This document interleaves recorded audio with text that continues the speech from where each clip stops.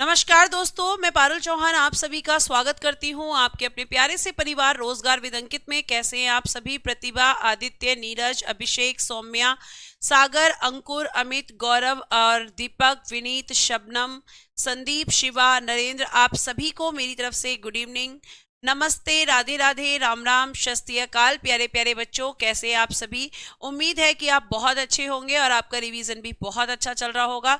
जल्दी से आप सभी लोग लाइव आ जाएंगे, सेशन के साथ जुड़ जाएंगे ताकि हम क्लास को स्टार्ट कर सकें। आप जानते हैं कि आज का टॉपिक है आपका भारत पर तुर्क आक्रमण। कल मैंने आपको बताया था कि भारत पर पहला जो आक्रमण किया था मुसलमानों में वो हुए थे आपके अरब, और अरब लोगों ने कहां पर आक्रमण किया था? तो सिंध पर। अब हम आगे पढ़ेंगे कि भारत पर जो तुर्क आक्रमण हुआ है और ये आक्रमण जो हुआ है इसके क्या क्या उद्देश्य थे और तुर्क आक्रमण करने वाला व्यक्ति कौन था। ये सारी चीजें हम आज की क्लास में डिस्कस करने वाले हैं, तो सभी लोग जल्दी जल्दी लाइव आ जाएंगे।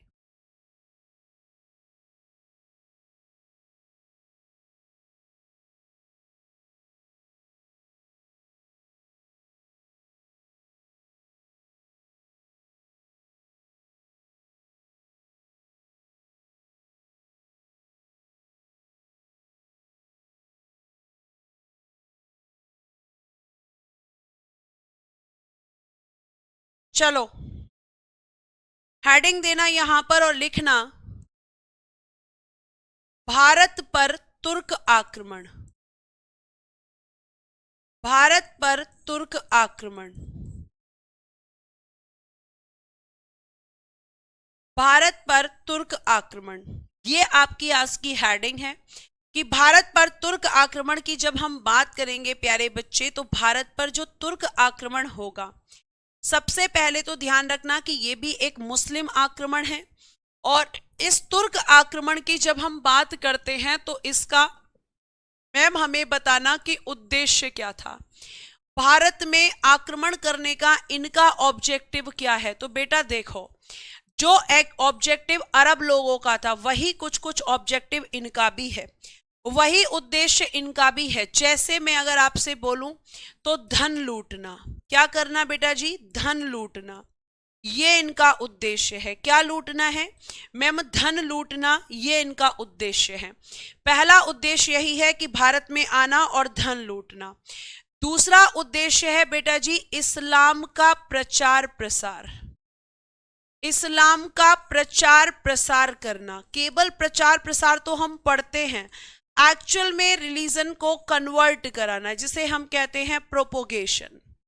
केवल ये अपने धर्म के बारे में बताते नहीं थे बल्कि फोर्स करके धर्म परिवर्तन करवाते थे, ये आपको ध्यान रखना है। तो प्रमुख उद्देश्य क्या है? धन लूटना और इस्लाम का प्रचार प्रसार करना। ये प्यारे बच्चे यहां पर हम कह सकते हैं कि इनका भारत में आने का उद्देश्य है। अब बात करते हैं कि तुर्क आक्रमणकारी आखिर कौन था, किसने सबसे पहले यहां पर आक्रमण किया था। तो अगर मैं आपसे यहां पर ये बात करूं तो आपको एक नाम यहां पर सुनाई देगा, महमूद गजनवी। महमूद गजनवी प्यारे बच्चे, ये आपका एक तुर्क आक्रमणकारी है। इसका जो कार्यकाल है वो 998 से लेकर 1030 एडी तक है। 998 से लेकर 1030 एडी, ठीक है। ये इसका कार्यकाल है, किसका? महमूद गजनवी का। भारत में अटैक का समय नहीं है ये इसका पूरा का पूरा समय है। तो आप ये चीज बहुत अच्छे से ध्यान रखेंगे कि मैम महमूद गजनवी जो है, जब हम इसके बारे में बात करते हैं तो महमूद गजनवी जो है ये एक तुर्क आक्रमणकारी है और इसके बारे में आज हमें जानना है। जैसे महमूद गजनवी को अगर मैं बात करूं तो इसको किसने भारत पर आक्रमण करने के लिए भेजा है? भैया खलीफा। खलीफा जो आपको मैंने कल बताया था, यहां पर भी प्यारे बच्चे उसी का ही नाम यहां पर आएगा, ठीक है। ये आपको ध्यान रखना है। अब देखो प्यारे बच्चे, अगर मैं आगे बात करती हूं तो महमूद गजनवी के बारे में थोड़ा सा जान लीजिए कि महमूद गजनवी आखिर कौन था। तो ये एक तुर्क आक्रमणकारी है, इतना तो आपको समझ में आ रहा होगा। अब जो महमूद गजनवी है इसकी हम बात करेंगे कि उपाधियां क्या थी, इसने क्या क्या टाइटल्स यहां पर इसको मिले थे या इसने खुद लिए थे। तो एक टाइटल तो था इसका सुल्तान, गाजी एवं सुल्तान, ऐसे लिखना, गाजी एवं सुल्तान। क्या ये टाइटल इसने खुद से लिए थे? पहले तो ये लिखना कि यह उपाधियां धारण करने वाला प्रथम मुसलमान था।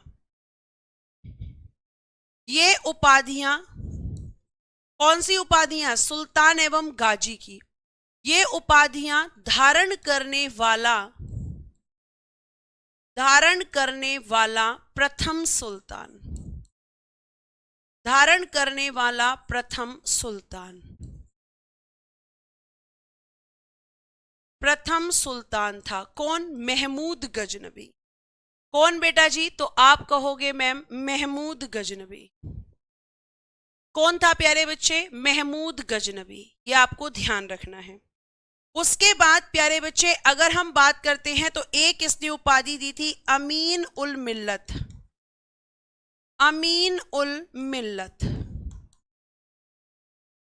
ठीक है, अभी इसका मतलब बताऊंगी। और एक उपाधि इसने ली थी यामीन उद्दौला, यामीन उद्दौला, यामीन उद्दौला। ये दो टाइटल्स थे। मुसलमान, इसे कहेंगे मुसलमानों का संरक्षक, मुसलमानों का संरक्षक कहा इसने खुद को। कौन सा टाइटल देकर?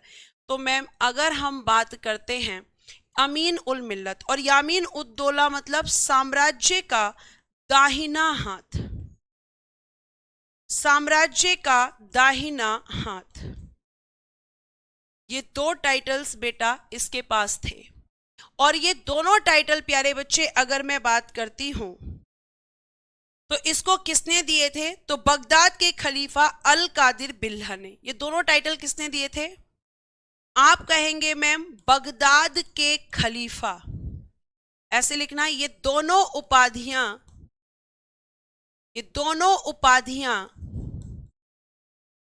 इसे बगदाद के खलीफा, बगदाद के खलीफा अल कादिर बिल्ला ने दी थी, अल कादिर बिल्ला ने दी थी,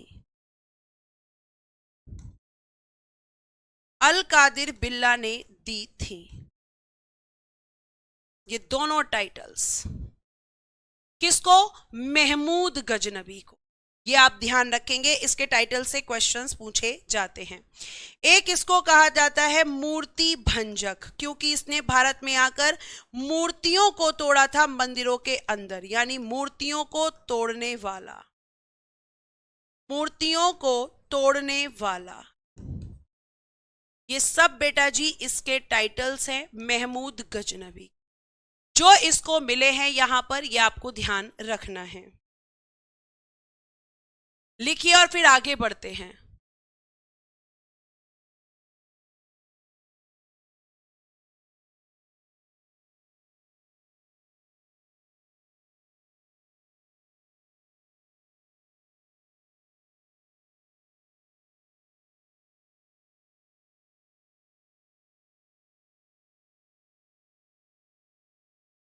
ठीक है, क्या यहां तक आपको? आदित्य कह रहे हैं बगदाद कहां पड़ता है? इराक की राजधानी है बगदाद। अब आगे आपने यहां पे लिख के मुझे फटाफट बताएं।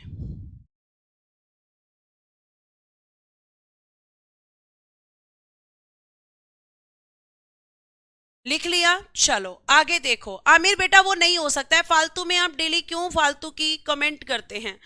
वो नहीं है पॉसिबल, वो रहेगा ही रहेगा बेटा। आगे देखो यहां पर, आगे प्यारे बच्चे अगर मैं बात करती हूं तो लिखना महमूद गजनबी ने भारत पर 17 बार, ये क्वेश्चन पूछा जाता है, 17 बार आक्रमण किया। प्रीवियस ईयर में ये पूछा गया है कि महमूद गजनबी ने भारत पर कितनी बार आक्रमण किया? तो मैम 17 टाइम्स, 17 बार प्यारे बच्चे इसने आक्रमण किया था। कब से कब माना जाता है मैम? तो मैम 1001 से 1027। 1001 से 1027 इसने भारत पर 17 बार आक्रमण किया था। दूसरा पॉइंट लिखिएगा, प्रथम आक्रमण इसने कब किया था जो कि असफल हो गया था। प्रथम आक्रमण, लेकिन ब्रैकेट में लिखना असफल। और ये बेटा इसने कब किया था, आप कहोगे मैम 1000 एडी। ठीक है, फिर बात आती है प्रथम सफल आक्रमण। प्रथम सफल आक्रमण ये इसने कब किया था, ये किया था 1001 एडी में। और किसके खिलाफ, तो हिंदू शाही शासक जयपाल के विरुद्ध, जयपाल के विरुद्ध इसने किया था। ठीक है, जयपाल के विरुद्ध। कौन था हिंदू शाही शासक इस समय, जयपाल। तो जयपाल के विरुद्ध इसने आक्रमण किया और यहां पे जयपाल को हराया, तभी तो ये सफल आक्रमण था। तो हिंदू शाही शासक जयपाल के विरुद्ध प्यारे बच्चे इसने ये आपका सबसे पहले आक्रमण किया था। और मैं आपको बता दूं कि इसमें क्या किया, इसमें मैम जयपाल को हराया, जयपाल को हराया, ये आप ध्यान रखेंगे। और क्योंकि जयपाल को हरा दिया था इसीलिए ये इसका सफल आक्रमण था। क्या आपको यहां तक की बातें समझ में आ रही हैं? क्या आपको यहां तक की बातें समझ में आ गई हैं? तो थम्स अप करें। ठीक है, अब बेटा जी जो जयपाल है, जयपाल का उत्तराधिकारी मतलब जयपाल के बाद उसके साम्राज्य का शासक कौन था। तो देखो, जयपाल के जब हम उत्तराधिकारी यानी सक्सेसर्स की बात करते हैं, सक्सेसर, तो जयपाल के बाद यहां पर आया बेटा जी आनंदपाल। आनंदपाल इसका उत्तराधिकारी था। आनंदपाल के बाद त्रिलोचनपाल, त्रिलोचनपाल, और उसके बाद बेटा जी भीमपाल। ये सब किसके उत्तराधिकारी थे, तो मैम जयपाल। जयपाल के आनंदपाल, आनंदपाल के त्रिलोचनपाल और त्रिलोचनपाल के भीमपाल।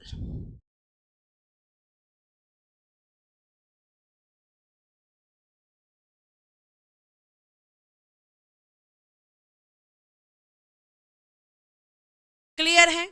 और आप कहोगे कि जयपाल के विरुद्ध कहां पर अटैक किया था, पंजाब में।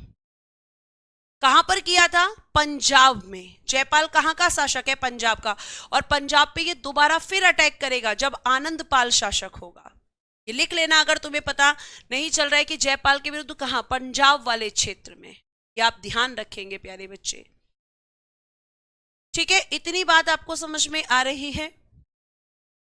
आगे देखिए प्यारे बच्चों, अगर मैं बात करती हूं तो फिर यहां पे इसका इंपॉर्टेंट अटैक एक है जो इसने किया था 1004 से 1005 एडी। और ये इसने किया था आपका सिंध एवं मुल्तान पर, सिंध एवं मुल्तान पर आक्रमण, सिंध एवं मुल्तान पर आक्रमण, सिंध एवं मुल्तान पर आक्रमण किसने किया था, तो आप कहोगे कि मैम महमूद गजनबी ने। अब बात आती है कि यहां पे शासक कौन था। जब इसने सिल्द और मुल्तान पर अटैक किया तो शासक कौन था, अब्दुल फतेह दाऊद, अब्दुल फतेह दाऊद, अब्दुल फतेह दाऊद। और ये बेटा जी मुसलमानों के शिया संप्रदाय से था। मुसलमानों में दो कम्युनिटीज हैं, सिया और सुन्नी। तो ये किस कम्युनिटी से था, मैम ये सिया संप्रदाय से था यहां का शासक।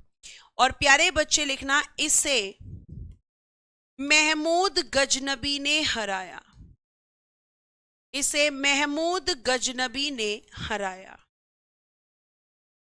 ये इसका 1004 से 5 मुल्तान और सिंध पर आक्रमण था बेटा। ठीक है,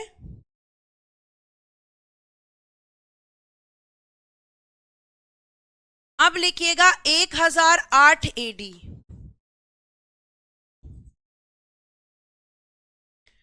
पंजाब में दूसरा आक्रमण, पंजाब में दूसरा आक्रमण किसके खिलाफ? आनंद पाल के विरुद्ध। आनंद पाल के विरुद्ध किसका उत्तराधिकारी है? मैम जयपाल का। यानी दूसरी बार अटैक किया इसने 1008 एडी में। प्लीज आप यहां तक फटाफट लिखें, ठीक है, और मुझे बताएं। सबके कमेंट्स लेना पॉसिबल नहीं है बेटा, प्लीज फोकस करा करें क्लास में।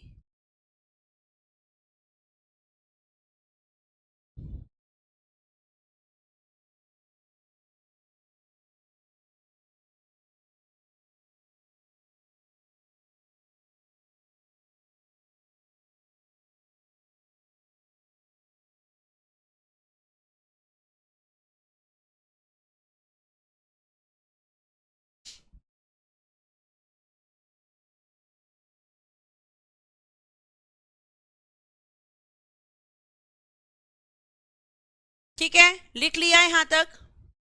लिखकर फटाफट बताया करें ताकि मैं आगे बढ़ूं।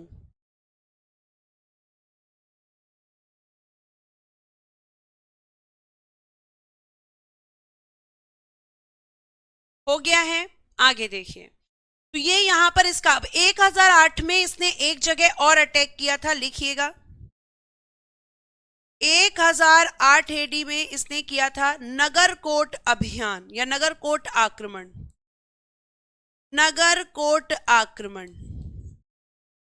और ये नगरकोट आक्रमण प्यारे बच्चे इसने किया था ब्रजेश्वरी मंदिर पर। ब्रजेश्वरी मंदिर किसने? तो आप कहोगे महमूद गजनबी की बात कर रहे हैं, तो मैम उसी ने। फिर बेटा जी 1014 एडी में इसने किया थानेश्वर में, और थानेश्वर कहां पड़ता है? मैंने आपको बताया था हरियाणा में। थानेश्वर हरियाणा इसने अटैक किया था, ये बात आपको ध्यान में रखनी है, ठीक है। 1018 में 1018 एडी में इसने मथुरा कन्नौज, मथुरा और कन्नौज केवल अटैक जान लीजिए, जो मेन अटैक हैं वही लिखवा रही हूं जहां से क्वेश्चंस बनते हैं।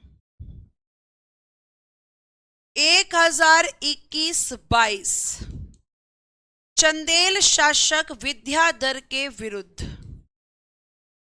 चंदेल शासक विद्याधर के विरुद्ध, विद्याधर के विरुद्ध। और जब हम इनकी बात करते हैं तो ध्यान से सुनना, इन्हें नहीं हरा पाया, इन्हें नहीं हरा पाया। क्यों मैम? क्योंकि विद्याधर ने इसके साथ कर ली थी संधि। जैसे ही इसने विद्याधर के खिलाफ आक्रमण किया तो विद्याधर ने क्या किया कि भैया मैं तुम्हारे साथ संधि करने के लिए तैयार हूं। और संधि में यह कहा जाता है कि विद्याधर ने, क्योंकि इनका एक उद्देश्य क्या होता था? सुंदर लड़कियां, बहुत सारी लड़कियां विद्याधर ने दी थी। और ध्यान रखिएगा प्यारे बच्चे कि विद्याधर को ये नहीं हरा पाया था। चंदेल शासक विद्याधर को बेटा जी ये नहीं हरा पाया था, इतनी बात आप ध्यान रखेंगे।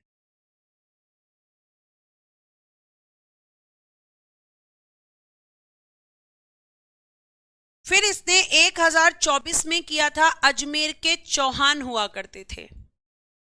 1024 एडी अजमेर के चौहान, अजमेर के चौहान, और इनको भी ये नहीं हरा पाया था। मैं बता देती हूं कि जब यहां पे इसने आक्रमण किया तो यहां पे गोविंद राज सेकंड और गोविंद राज सेकंड और राजा वीर, राजा वीर, इन दोनों ने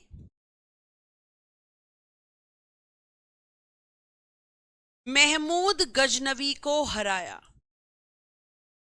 महमूद गजनवी को हराया।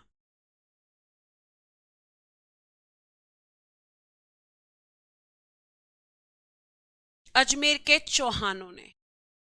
भैया सोमनाथ मंदिर भी बताऊंगी, थोड़ा पेशेंस तो रख लिया करो। सोमनाथ मंदिर भी बताऊंगी, क्यों परेशान हो रहे हो? ठीक है, अब आ जाइए भैया तुम्हारा सोमनाथ मंदिर।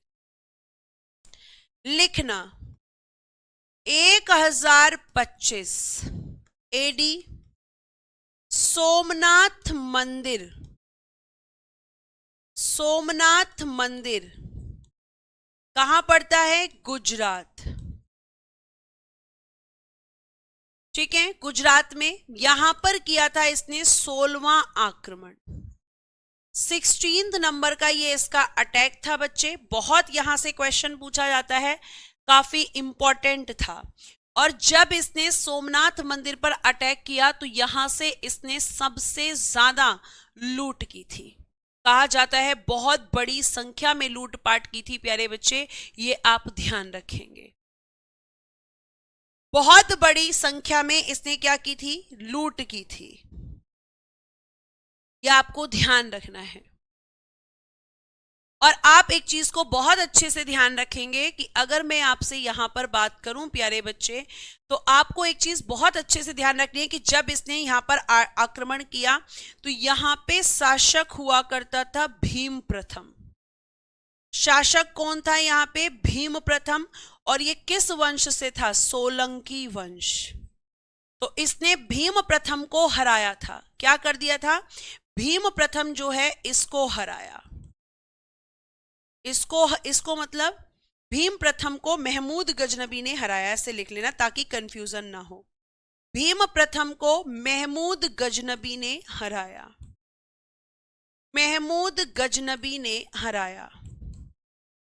ये ध्यान रखना। अब कुछ बच्चों के कमेंट आ रहे हैं कि विद्याधर के खिलाफ 1019-20 था। मैम बेटा ध्यान से सुनो, 1019-20 में विद्याधर ने क्या किया था?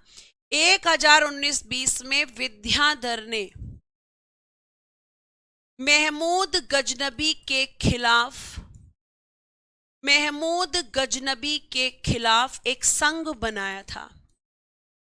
महमूद गजनबी के खिलाफ एक संघ बनाया था भारतीय राजाओं के साथ। महमूद गजनबी के खिलाफ या विरुद्ध एक संघ बनाया इसको हराने के लिए, ना कि विद्याधर के खिलाफ इसने अटैक 1019-20 में किया था। अटैक किया था 1021-22 में। लेकिन विद्याधर पहले चाहता था कि महमूद गजनबी जो है उसके खिलाफ क्या बनना चाहिए, तो एक संघ बनाया था। और इस संघ में त्रिलोचन पाल भी विद्याधर के साथ था। त्रिलोचन पाल कौन था? तो मैम आपने जो बताया था, देखो यहाँ पे मैंने एक सिक्वेंस आपको बताया था। त्रिलोचन पाल मैम आनंद पाल का उत्तराधिकारी था। तो ये आपको ध्यान रखना है कि महमूद गजनबी के अटैक कब किया था और कब यहां पर इसके खिलाफ एक संघ विद्याधर जी ने बनाया था, क्योंकि ये इसके काफी खिलाफ थे। और इसका सबसे महत्वपूर्ण अटैक ये वाला क्यों माना जाता है? क्योंकि कई एग्जाम्स में क्वेश्चन पूछा जा चुका है। तो ये आपको ध्यान रखना है। ठीक है, अभय सिंह जी मुझे नहीं पता है आप कहां पर पढ़ के आ रहे हैं, लेकिन आप गलत बोल रहे हैं। ठीक है, गूगल पे सारी चीजें सही नहीं है, प्लीज ऑथेंटिक बुक्स का सहारा लिया करें। सोलंकी वंश कह लो या चालुक्य वंश कह दो, आशु राठौर एक ही बात है। चाहे कह दो सोलंकी वंश या कह दो चालुक्य वंश, इतना कंफ्यूज होने की जरूरत नहीं है। ठीक है, यहां तक की बात समझ में आ गई?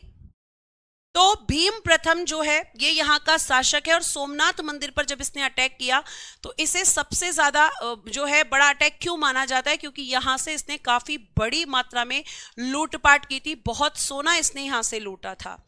और प्यारे बच्चों, आपको एक चीज और भी अच्छे से ध्यान रखनी है कि जब इसकी हम अटैक की बात कर रहे हैं तो अटैक में जब 1025 वाला सोमनाथ मंदिर वाला आता है तो एक पूछा जाता है कि इसका अंतिम आक्रमण 1027 एडी में बेटा इसने किया था अंतिम आक्रमण, लास्ट अटैक किया था और ये इसने किया था जाटों के विरुद्ध। अंतिम आक्रमण इसने किसके खिलाफ किया था? जाटों के विरुद्ध, जाटों के विरुद्ध। और जाटों के विरुद्ध प्यारे बच्चे इसने जो आक्रमण किया था ये इसका 17वां आक्रमण था, यानी कि लास्ट अटैक। और उसके बाद आपको बता दूं कि 1030 में इसकी मृत्यु हो गई। 1030 एडी में क्या हो गई मैम? इसकी मृत्यु।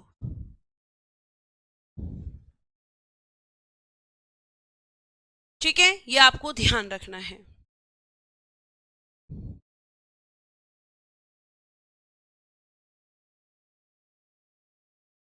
लिखिए, फिर इसके कुछ दरबारी कवि हैं जिनकी किताबों से क्वेश्चन आते हैं। कुछ कोर्ट पॉइंट थे जो इसके दरबार में रहते थे और उनकी किताबों से क्वेश्चन पूछे जाते हैं। क्या यहां तक की बात समझ में आ रही है?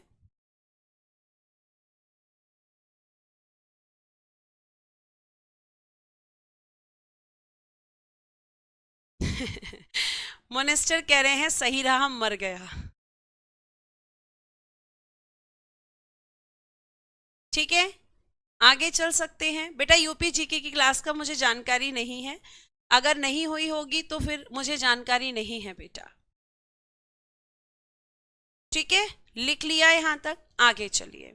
यहां तक कोई क्रॉस क्वेश्चन है तो पूछ भी लीजिएगा। अब लिखिएगा, महमूद गजनबी के दरबारी कवि, महमूद गजनबी के दरबारी कवि, court point of Mahmud Ghaznavi. Court point कहते हैं दरबारी कवियों को,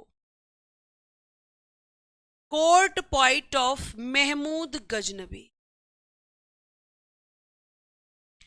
महमूद गजनबी के दरबारी कवि, जब हम इनकी बात करते हैं तो आप यहां पे ध्यान से सुने। पहला था बेटा जी अल बरूनी। इसके बारे में क्या क्या क्वेश्चन बनते हैं देखो। अल बरूनी प्यारे बच्चे एक मुसलमान है, लेकिन ये प्रथम मुसलमान था जिसने, लिखना, ये ऐसा प्रथम मुसलमान था, प्रथम मुसलमान जिसने क्या किया मैम? जिसने गीता पढ़ी। ठीक है, गीता किस धर्म की पुस्तक है मैम? हिंदू धर्म की। तो इसने गीता को पढ़ा मैम, ऐसा ये पहला मुसलमान था। ठीक है, इसके अलावा मैम इसने क्या किया था? इसके अलावा मैम इसने पुराणों का अध्ययन किया। प्रथम मुसलमान जिसने गीता पढ़ी, पुराणों का अध्ययन किया और संस्कृत सीखी। और ये क्वेश्चन पूछा जाता है कि ऐसा कौन सा प्रथम मुसलमान था जिसने पुराणों का अध्ययन किया था? अल बरूनी। किसका दरबारी कवि था? महमूद गजनबी का।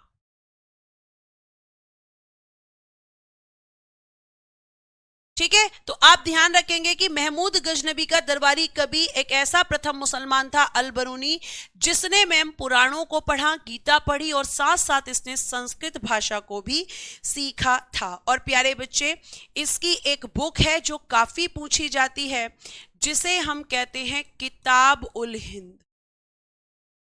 किताब उल हिंद। और प्यारे बच्चे, इस बुक की जो भाषा है, जो लैंग्वेज है, वो क्या थी? तो आप कहेंगे अरबी। अरबी भाषा में इसने बुक को लिखा जिसका नाम है किताब उल हिंद। फिर दूसरा इसका दरबारी कवि था फिरदौसी। फिरदौसी। और इसने एक बुक लिखी है जो प्रीवियस ईयर में क्वेश्चन आए हुए हैं, वही बता रही हूं, शाहनामा।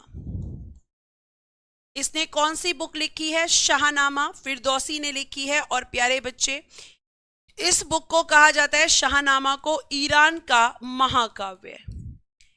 ईरान का महाकाव्य, एपिक ऑफ ईरान।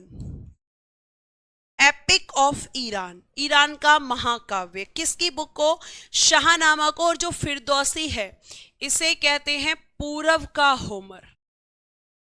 पूरब का होमर किसको कहा जाता है? तो मैम फिरदौसी को, जो कि आपका महमूद गजनबी का दरबारी कवि था।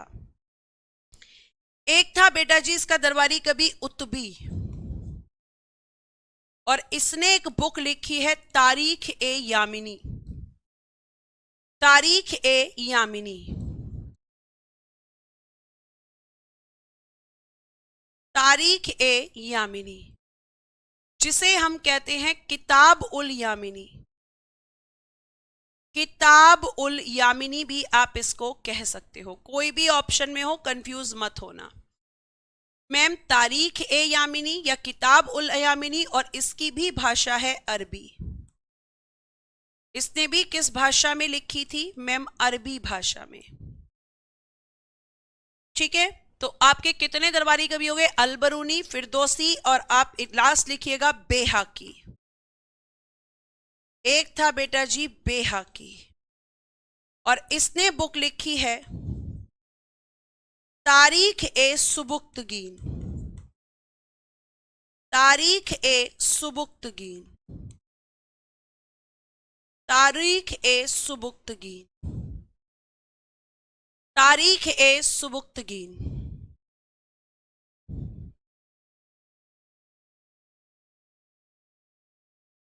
लिखिए फटाफट।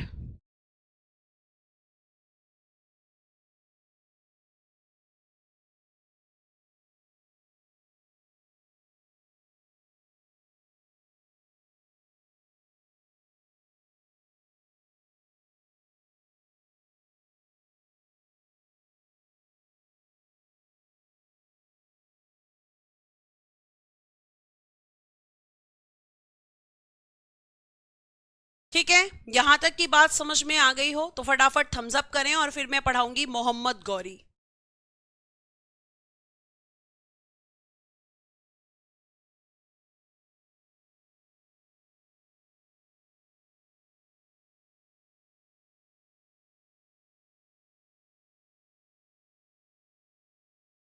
इसमें एक चीज ऐड करना बेटा कि जैसे ये भारत में आया था, तो भारत में कैसे आया था, मतलब ये नहीं लिखवाई हूं मैं, इसको लिख लेना।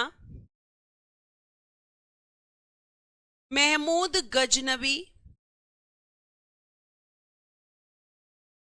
खैबर दर्रे से भारत में आया। खैबर दर्रे से भारत में आया। और आपका जो इंपॉर्टेंट है इसके बाद वो है मोहम्मद गौरी, तो मैं उसी को बताऊंगी।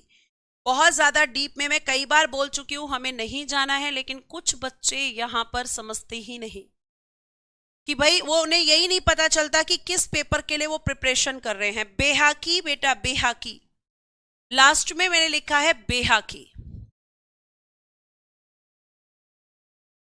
ठीक है,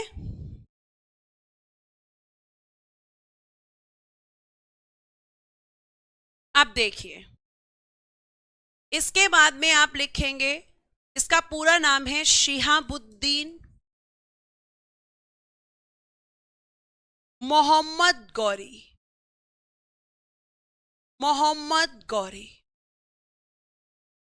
शिहाबुद्दीन मोहम्मद गौरी, इसके बारे में हम पढ़ेंगे। ये भी बाहर से आने वाला एक आक्रमणकारी है, और इसका जो टाइम पीरियड है वो 1173 से और 1206 एडी तक है। ये इसका टेन्योर है, इसका कार्यकाल है, ये आप ध्यान रखेंगे। शिहाबुद्दीन मोहम्मद गौरी की मैं बात करती हूं, तो इनका जो केंद्र था, इनका जो सेंटर है वो क्या है? गौर साम्राज्य। गौर साम्राज्य का ये शासक था। और गौर साम्राज्य मैम कहां पर पड़ता है? गौर एम्पायर कहां पर पड़ता है? तो ये पड़ता है उत्तर पश्चिमी अफगानिस्तान, नॉर्थ वेस्ट अफगानिस्तान में एक साम्राज्य हुआ करता था, गौर साम्राज्य। उसी का ये शासक है, इनका सेंटर था गौर एम्पायर। ठीक है, इनका जो वंश था, मतलब किस डायनेस्टी से है ये, तो शम्स सनी वंश से। ये क्वेश्चन पूछा गया है, इसलिए आपको बता रही हूं किस वंश से है मैम, शम्स सनी, शमशवनी वंश, शमशवनी वंश से, शमशवनी वंश, यह आपको ध्यान रखना है। अब ये क्यों पढ़ रहे हैं हम, क्योंकि बेटा इसने भी क्या किया है मैम, इसने भी अगर हम बात करते हैं तो अगर हम इसके बारे में जान लें, तो इसके बारे में अगर मैं आपसे बात करती हूं तो आप ये चीज बहुत अच्छे से जान लें कि ये भी भारत पर आक्रमण करने के लिए आया था। बेटा मैं बताती हूं किताबों में 1175 क्यों लिखा है, क्योंकि यहां पर 1175 में इसने फाइनली अपने भाई की जगह शासन करना शुरू किया था, लेकिन इसने 1173 में ही जीत लिया था चीजों को, इसलिए 1173 या फिर कहीं कहीं आपको 1175 से 1206 लिखा हुआ मिलेगा। क्या लिखा हुआ मिलेगा, कहीं कहीं 1175 से 1206, ये डेट आपको लिखी हुई मिल सकती है, लेकिन 1173 भी प्यारे बच्चे माना जाता है। कारण क्या था, क्योंकि 1173 में जो है इसने क्या किया था, गजनी को जीत लिया था, गजनी को जीत लिया था। 17वां आक्रमण शिव कुमार जी जाटों के विरुद्ध किया था, मैं आपको लिखवा चुकी हूं। ठीक है, इसका वंश क्या था मैम, शमशवनी वंश जो है, शमशवनी वंश इसका माना जाता है। अब देखिए इसका भारत पर आक्रमण का उद्देश्य, भारत पर आक्रमण का उद्देश्य, आक्रमण का उद्देश्य, इसका ऑब्जेक्टिव क्या है, तो इसका भी ऑब्जेक्टिव लगभग वही रहेगा। भाई धन लूटना तो इन सब का ऑब्जेक्टिव रहेगा कि धन तो लूटना ही लूटना है। देखो सबसे पहले तो भारत में अपने साम्राज्य की स्थापना, ये अपने साम्राज्य को स्थापित करना चाहता था भारत में। दूसरा, इस्लाम का प्रचार प्रसार, प्रोपोगेशन ऑफ इस्लाम, इस्लाम का प्रचार प्रसार ये करना चाहता था। तीसरा मैंने आपको बताया था धन की प्राप्ति, इसका उद्देश्य था, धन लूटना चाहता था, ये इसलिए भारत में आया है।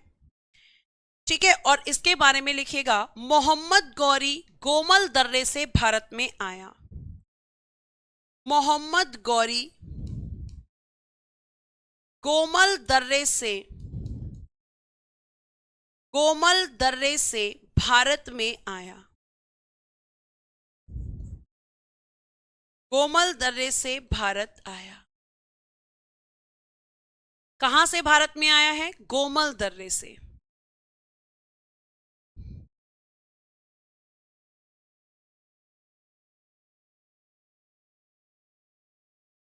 अब जाहिर सी बात है कि इसे हम भारत में 1175 जो बोला था वो मैं भी बताती हूं क्यों, क्योंकि जब ये भारत में आया है तो भारत में इसने पहला आक्रमण 1175 में किया है। दर्रा क्या होता है भगवान मिश्रा जी, पास होता है। दर्रा मतलब पास, इसके बारे में आप ज्योग्राफी में डिटेल में पढ़ेंगे कि दर्रा किसे कहते हैं। ये आपका जो है जाने का एक रास्ता होता है दो पहाड़ों के बीच में। ठीक है, तो मोहम्मद गौरी गोमल दर्रे से भारत में आया। अब बात आती है कि क्वेश्चन आएगा कि फर्स्ट अटैक, प्रथम आक्रमण इसने कब किया था, फर्स्ट अटैक यानी कि प्रथम आक्रमण, और ये इसने कब किया था, आप कहोगे 1175 एडी या ईस्वी, और कहां पर किया था, मैं मुल्तान पर, मुल्तान पर इसने अटैक किया था 1175 में, ये आपको ध्यान रखना है। 1175 में मैं मुल्तान पर आक्रमण किया था, और जिस समय इसने आक्रमण किया था करमाथी मुसलमानों का शासन था। यहां पे किसका शासन था, करमाथी मुसलमानों का आक्रमण, करमाथी मुसलमानों का आक्रमण, सॉरी करमाती मुसलमानों का शासन। करमाथी जाति के मुसलमान यहां पर शासन कर रहे थे। और इसका जो ये प्रथम आक्रमण था मैम, सफल था कि असफल था? सफल आक्रमण था बेटा, सक्सेसफुल।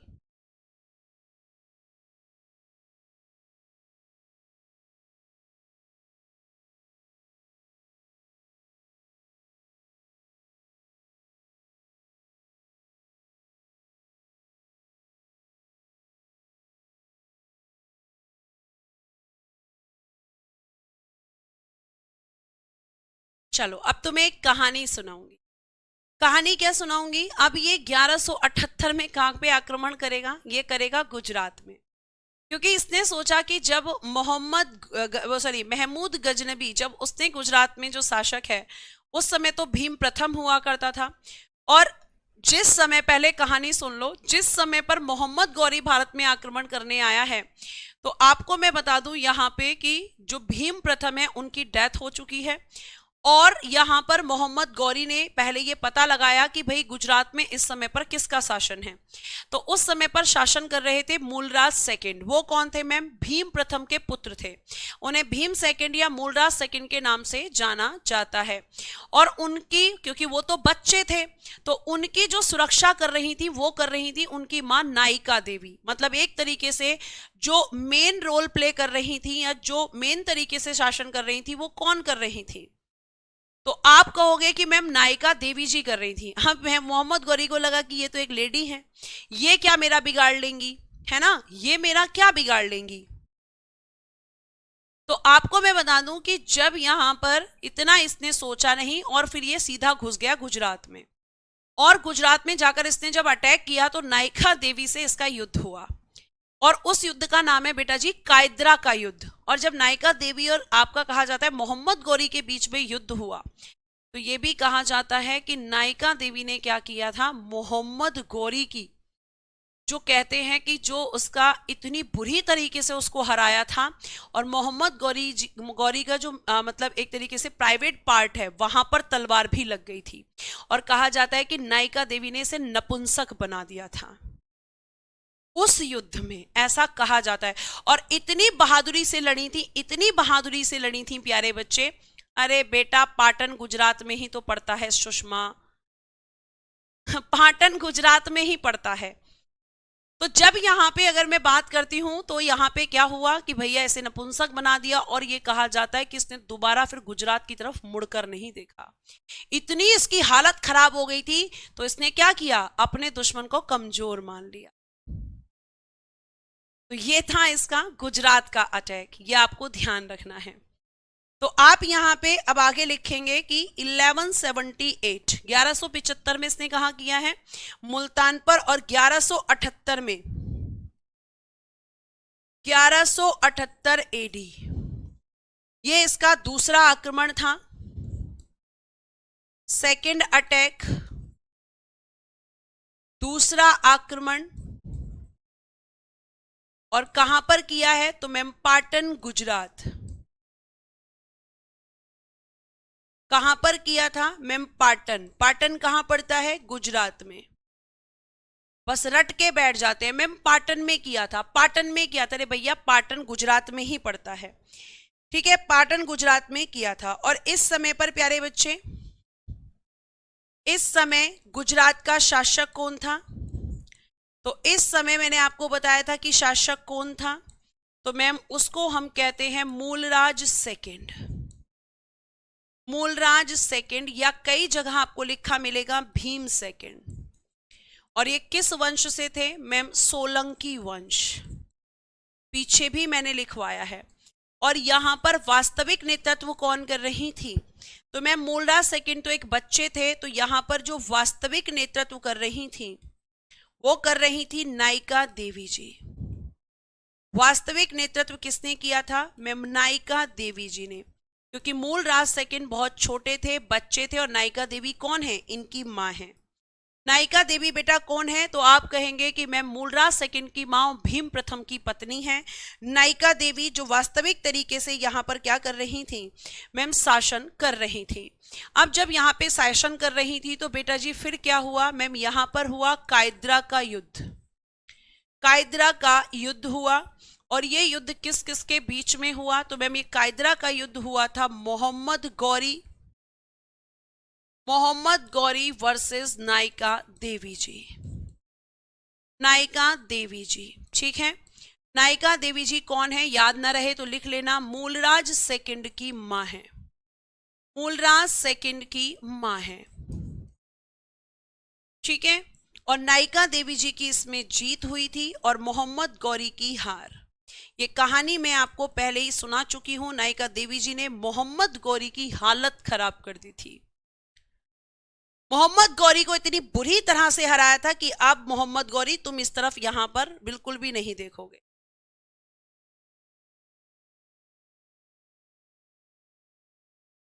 ठीक है, इतनी बात समझ में आई। उसके बाद बेटा यहां पर आपको समझ में आया होगा, अब ये इंपॉर्टेंट माना जाता है। इसने सोचा कि भैया मैं भी जीत जाऊंगा।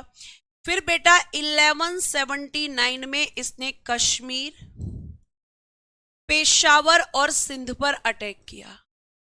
मतलब अब ये आगे बढ़ता जा रहा है, लेकिन गुजरात की तरफ इसने मुड़कर नहीं देखा, वहां ये दोबारा कभी नहीं गया।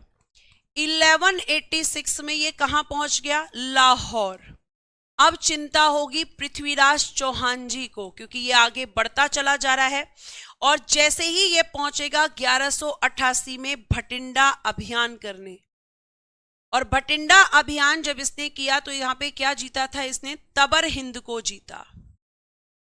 तबर हिंद को जीता। और जब ये पंजाब की तरफ बढ़ गया तो यहां पर आपको बता दूं कि पृथ्वीराज चौहान जी, जो कि इस समय पर अजमेर के शासक हैं और दिल्ली में शासन कर रहे हैं, तो उन्होंने सोचा कि भैया ये व्यक्ति तो आगे बढ़ता ही जा रहा है, ये तो कभी भी दिल्ली पर कब्जा कर लेगा, कभी भी दिल्ली को हथिया लेगा, है ना। तो यहां पे पृथ्वीराज चौहान जी क्या करेंगे? इसको हराने के लिए प्लानिंग करेंगे। कहानी सुनिए फिर से।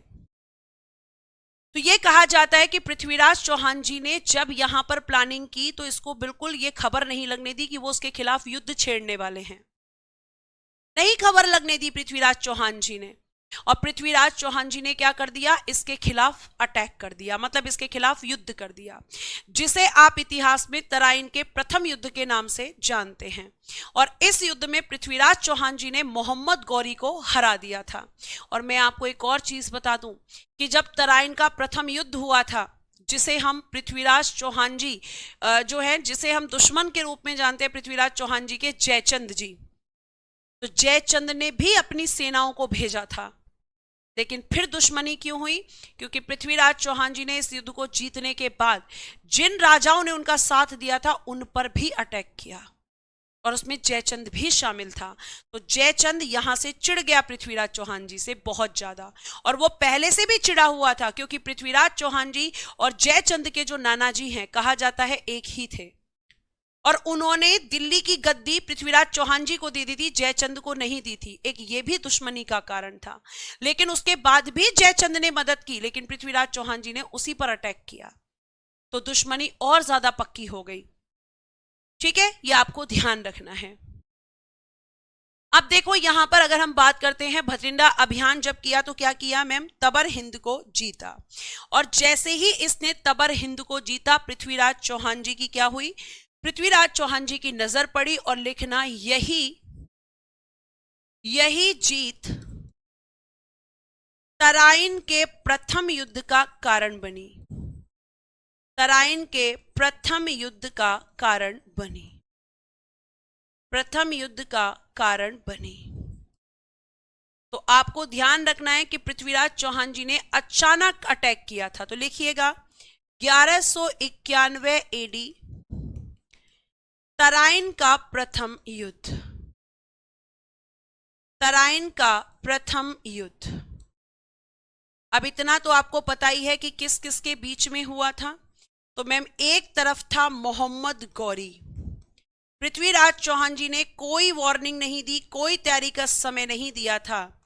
इन्हें आप या तो कह सकते हैं पृथ्वीराज चौहान जी, या कई जगह आपको इनका नाम मिलेगा पृथ्वीराज तृतीय। तो ये एक ही व्यक्ति हैं, पृथ्वीराज थर्ड। और ये कौन थे मैम? तो बेटा जी पृथ्वीराज चौहान जी या पृथ्वीराज तृतीय जी अजमेर और दिल्ली पर शासन कर रहे थे। अजमेर और दिल्ली पर शासन था इनका। अजमेर और दिल्ली पर शासन। अजमेर इनको मिला था अपने पिताजी से और दिल्ली इनको मिली थी, कहा जाता है, इनके नाना अनंगपाल तोमर जी से। ठीक है, यहां के शासक थे। इसमें पृथ्वीराज चौहान जी की जीत हुई और मोहम्मद गौरी की हार हुई। अब मोहम्मद गौरी बुरी तरह से बौखला गया, बुरी तरह से, ये कि भैया ये क्या बात हुई।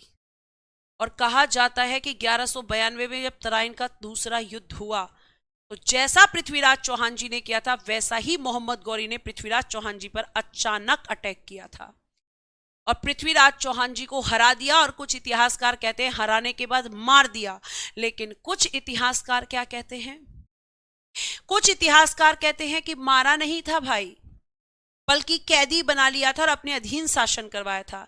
लेकिन कुछ इतिहासकार कहते हैं कि पृथ्वीराज चौहान जी ने कभी भी मोहम्मद गौरी की अधीनता को स्वीकार नहीं किया था, कभी भी ऐसा नहीं किया था।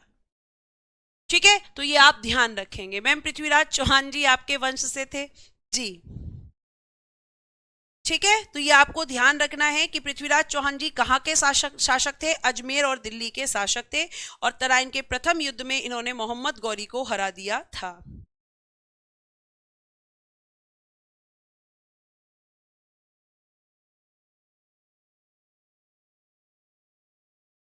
अब लिखिएगा यहां पे फिर क्या हुआ। फिर मैम यहां पर हुआ तराइन का दूसरा युद्ध। तराइन का दूसरा युद्ध, और ये कब हुआ था, तो जस्ट एक साल बाद 1192। और आपको मैं बता दूं कि इसमें उल्टा रिजल्ट आया था, मोहम्मद गौरी इसकी जीत हुई थी और पृथ्वीराज चौहान जी की हार हुई थी। पृथ्वीराज चौहान जी इनकी हुई थी बेटा जी हार।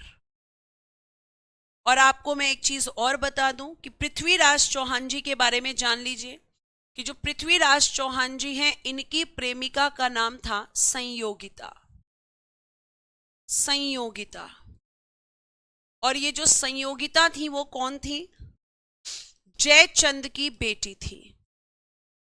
जयचंद की बेटी।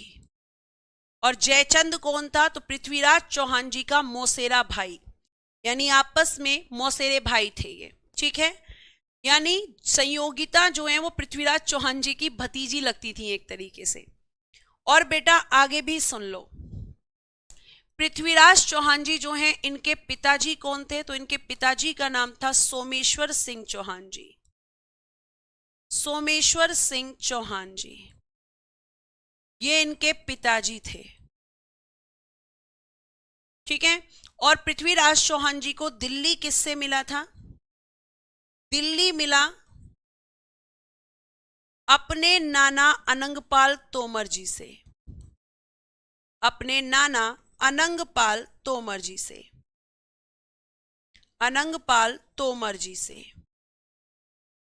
और इन्हीं को माना जाता है दिल्ली का संस्थापक। दिल्ली का संस्थापक, फाउंडर ऑफ दिल्ली किसे माना जाता है, तो मैम अनंगपाल तोमर जी को। और जिस समय इन्होंने स्थापित किया था उस समय इसे ढिल्लिकापुरी के नाम से जाना जाता था। और सोमेश्वर सिंह जी से इनको मिला था पृथ्वीराज चौहान जी को अजमेर का शासन। तो अजमेर का शासन मिला था बेटा जी पिताजी से और दिल्ली का शासन मिला था नाना जी से। ठीक है, नाना जी से।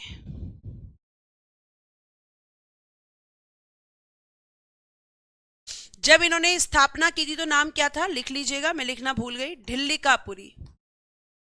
ढिल्लिकापुरी के नाम से इन्होंने दिल्ली को स्थापित किया था, ढिल्लिकापुरी। थोड़ा सा रुक जाओ, छोड़ रही हूं क्लास, थोड़ा पेशेंस रखा करो, नहीं छोड़ रही, अब फिर वो कॉन्सेप्ट रह जाते हैं। पृथ्वीराज चौहान जी के एक यहां पर हम कह सकते हैं कि ये आपके दरबारी कभी भी थे और प्रीवियस ईयर में ये क्वेश्चन पूछा गया है। और इनके मित्र यानी कि फ्रेंड भी थे जिनका नाम है बेटा जी चंदर बरदाई।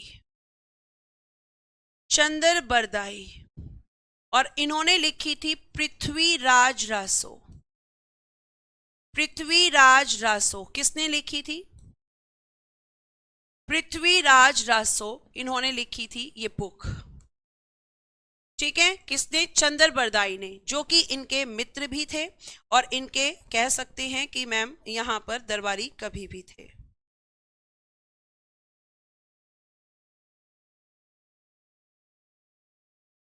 ठीक है, अब मैम जयचंद कौन था? तो जयचंद बेटा जी कन्नौज का शासक था और गहड़वाल वंश से था। जयचंद के बारे में लास्ट लाइन लिख लीजिए कि जयचंद कौन था? तो मैम ये कन्नौज का शासक था, कन्नौज का शासक, और इसका वंश क्या था? जैसे पृथ्वीराज चौहान जी का चौहान वंश था, इसका बेटा जी गहड़वाल वंश था। ठीक है, और पृथ्वीराज चौहान जी और जयचंद के बीच में क्या रिलेशन था? तो मैम आपस में दो बहनों के भाई थे।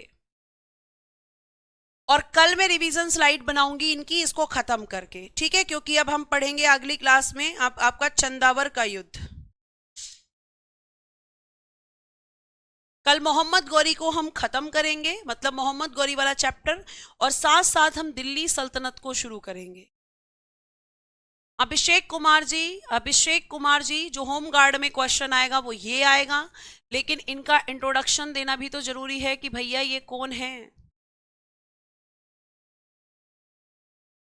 आपके कुछ कॉन्सेप्ट तो क्लियर करने पड़ेंगे, वरना आप क्या चाहते हैं कि वन लाइनर फॉर्म में मैं लिख के दे दूं आपको कंटेंट और आप समझ लेंगे? नहीं, आप नहीं समझ पाएंगे। कल सैटरडे है लेकिन कल भी क्लास होगी, क्योंकि मैं आपको पहले ही बोल चुकी हूं कि मुझे आपका सिलेबस जनवरी तक कंप्लीट करना है, जनवरी मिड में, तो उसके लिए मुझे रेगुलर क्लासेस लेनी पड़ेंगी। कल क्लास होगी, कल कोई छुट्टी नहीं है। थोड़ा सा कॉन्सेप्ट क्लियर करना पड़ता है बेटा, यहां इतना कोई मैंने डिटेल में आपको चीजें नहीं लिखवाई हैं कि ये आपको समझ में नहीं आया। अब भाई पृथ्वीराज चौहान जी कौन थे? किससे अजमेर का शासन मिला, किससे दिल्ली का शासन मिला, जयचंद से क्यों दुश्मनी थी, तो ये थोड़ा तो बताना पड़ेगा ना। या फिर आप ऐसे ही समझ जाओगे कि जयचंद ने क्यों मोहम्मद गौरी का साथ दे दिया तराइन के दूसरे युद्ध में, क्योंकि दोनों के बीच दुश्मनी है, संयोगिता की इनकी प्रेम कहानी है। जयचंद कभी नहीं चाहता था कि पृथ्वीराज चौहान जो है वो संयोगिता से शादी करे, लेकिन फिर भी की पृथ्वीराज चौहान जी ने। ये भी दुश्मनी का कारण बना, बनता ही चला गया। दिल्ली की गद्दी से शुरू हुआ और शादी तक, मतलब बेटी की शादी हो गई। ठीक है, तो आज के लिए thank you so much, bye bye, take care and good night everyone. जय हिंद, जय भारत। हंसते रहें, मुस्कुराते रहें और हमेशा खुश रहें। कल की क्लास सेम टाइम पर ही होगी बेटा, सेम टाइम।